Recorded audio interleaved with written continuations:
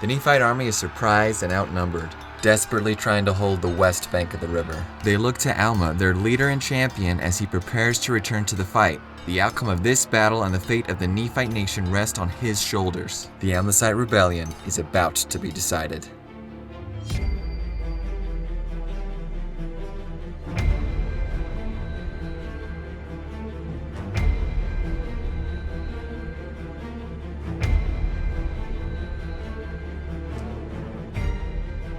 Alright, let's set the stage a little bit. We'll be covering events from Alma chapter 2, and at this point, the Nephites live in the land northward and the Lamanites in the land southward.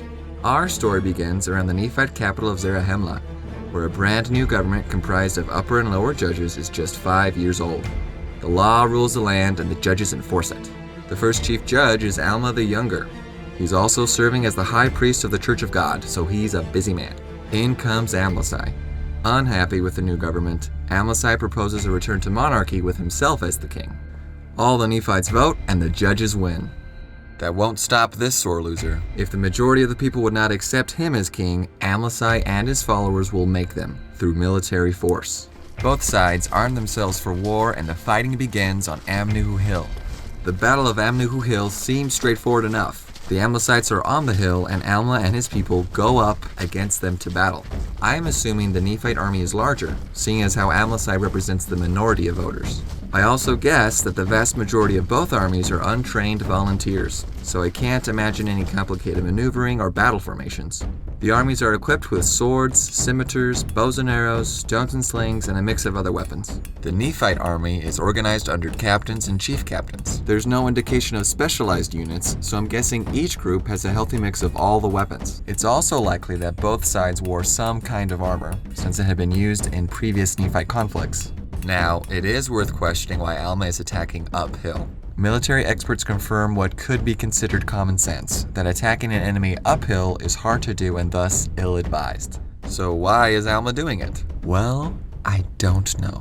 I've got some thoughts in the video description if you're interested. But suffice it to say, Alma is attacking up the hill, possibly just as Amasi wants. Not much detail is given about this battle, except that the fighting is fierce, the record citing that the Amlicites fight with great strength. But ultimately the Amlicites break and start to run, the Nephites pursuing and inflicting much slaughter all the rest of the day. Eventually, Alma and his men stop the pursuit and make camp. The tally of the dead is 12,500 Amlicites and 6,500 Nephites. So it may be surprising that the Nephites lost half as many, seeing as how they have the terrain disadvantage. But keep in mind that in ancient war, the majority of deaths happened as an army ran away. My amateur theory is that the death ratio was closer to 1-to-1, maybe even more in favor of the Amlicites, as the Nephites fought their way up the hill. Then the Nephites gained a foothold, the Amlicites started to flee, and the ratio quickly worsened for the Amlicites. But however the battle actually shook out, these casualty numbers for both sides aren't anything to shrug off. Taking that hill was no picnic for the Nephites, and the Amlicite cause has suffered a heavy blow. Still, Alma wisely sends out scouts to follow the remaining enemy. The danger isn't over. Amasi has escaped and could be reorganizing. The Nephites rest in the valley for the night. The scouts come back in a panic the next day with news that the Amlicites have been joined by a numerous Lamanite army. They're all wreaking havoc in the land of Minim. And to make matters worse, they're heading towards the defenseless families in Zarahemla. The Nephites gotta move. That's some pretty bad news. Has Amasi been planning to meet up with the Lamanites this whole time? The scriptures don't say, but regardless, Alma's men quickly break camp and book it back towards home. As they are crossing the river Sidon, the enemy attacks. The Nephites say they seem as numerous as the sands of the sea, thousands upon thousands of screaming Lamanites and Amlicites. Whether they had planned this ambush or whether they just had lucky timing, Alma is in trouble. Only a part of his army has crossed. Now the full brunt of the enemy attack is falling on just a portion of his men. This is an example of the military tactic defeat in detail.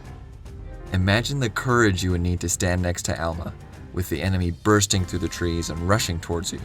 All too quickly, the enemy slams into the Nephite lines and the fighting begins in earnest. So what should Alma do? Well, if you think about it, he does not have very many options. If Alma retreats and the Nephites get pushed back across the river, they'll suffer heavy losses and still have a much larger enemy force between them and their families back home. Pushing back across the river would be next to impossible, and going around a different way would be too late to save their home. That means the Nephites on the west bank have to hold, and even more, they've got to push the enemy back to make room for the fresh troops waiting on the other side of the river.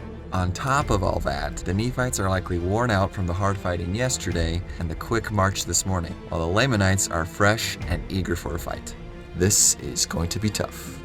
Okay, try to imagine the physical endurance you would need to hold off all of this enemy. An endless sea of bodies, one man after another coming up and swinging at you. Your breath coming in gasps, your arms heavy, and you cannot fall back to rest. Yet the desperate situation and pending danger to their families inspire the Nephites and they hold firm. In the heat of the struggle, Alma and Amlicite come face to face and have an epic clash. Now remember that Alma gets wounded sometime during this campaign. I'll let you decide when you think he got it, but I'm going to say he either got it here or in the next few minutes.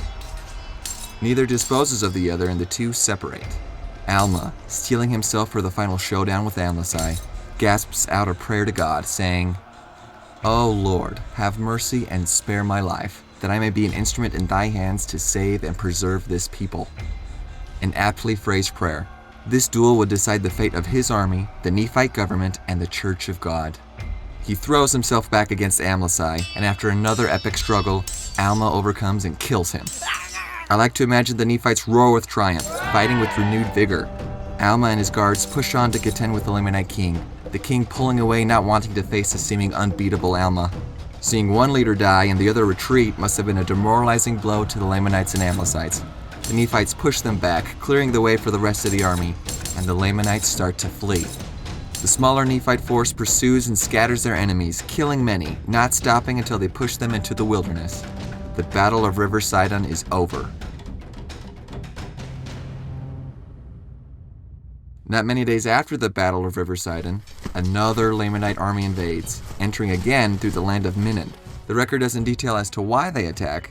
I venture to speculate that a good chunk of the Lamanites and Amlicites who escaped the battle at Sidon made it back and stirred up another army to come again for revenge.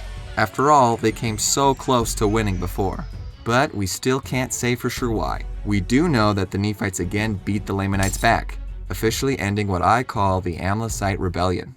Now there is still a lot to unpack with the Amlicite Rebellion. Watch part 2 to take a deeper dive into other similar battles in history and some basic battle tactics. While the Nephites fought bravely, the Amlicite Rebellion taught them some military lessons the hard way.